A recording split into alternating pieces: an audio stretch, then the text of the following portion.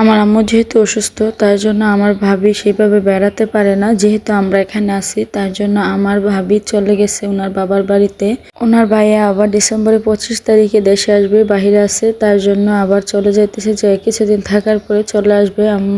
আমরা থাকতে থাকতে মানুষ যা চায় তা কখনো হয় না, এটাই হলো বাস্তব। আসলে হ্যালো এভরিওয়ান, আসসালামু আলাইকুম। চলে আসলাম আপনাদের মাঝে নতুন একটি ভিডিও শেয়ার করার জন্য। আসলে আমার ভাবি যেহেতু চলে গেছে তার জন্য বাড়িটা ফাঁকা ফাঁকা হয়ে গেছে। ভাবছি আমার ছোট আব্বা এবং ছোট আম্মা এবং বড় বাবা আমার ভাবিকে নিয়ে চলে গেল ঢাকায়। যাই হোক, আজকে ভেবেছিলাম যে আপনাদেরকে আমার বাবার বাড়িটা ঘুরে একটু দেখাবো, কিন্তু দুর্ভাগ্যবশত আমার ছেলের শরীর অসুস্থ হয়ে গেছে। ওর আবার টানের সমস্যা আছে, হঠাৎ করে অসুস্থ হয়ে গেছে, গ্যাস দিয়েও কোনো ইয়া হচ্ছে না। তার জন্য ওকে কসবা নিয়ে গেছিলাম ডাক্তারের কাছে। ডাক্তার থেকে আসার পরে আপনাদের ভাইয়া বলতেছে এক্ষুনি বাড়ি চলে যাও। উনি আবার ওনার ছেলে মেয়ে কোনো অসুস্থ হলে মাথা ঠিক থাকে না, তাও আমি অনেক চেষ্টা করছি যে আমি তো ডাক্তার দেখাইছি, ও সুস্থ হয়ে যাবে, না আজকে চলে যেতে হবে, এক্ষুনি চলে যেতে হবে।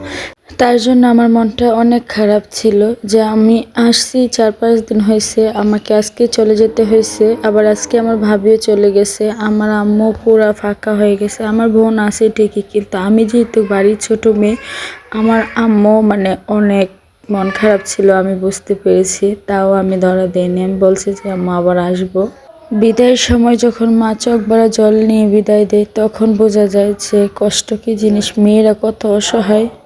যাই হোক, আপনারা আমার আম্মুর জন্য এবং আমার ছেলের জন্য দোয়া করবেন। সবাই ভালো থাকবেন, সুস্থ থাকবেন। আল্লাহ হাফেজ।